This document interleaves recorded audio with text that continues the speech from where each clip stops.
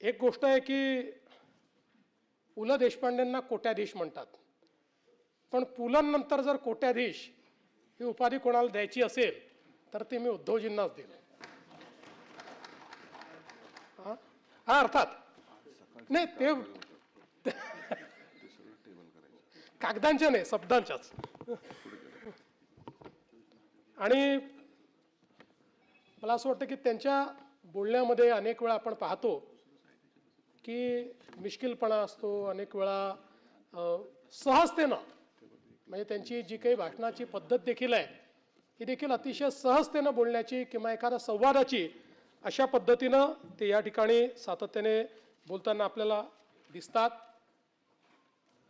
अनेक वेळा ते भिडताना दिसतात, खूप जोरदार अटॅक करताना दिसतात, जोरदार प्रतिवाद करताना दिसतात, पण त्यांचा मूळ स्वभाव तो नाही आहे.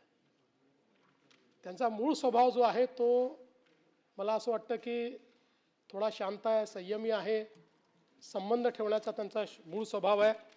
पण राजकारणात आपल्याला वेगवेगळ्या प्रकारचा आवेश आणावा लागतो, त्याप्रमाणे तो आवेश देखील आणताना आपण त्यांना पाहतो.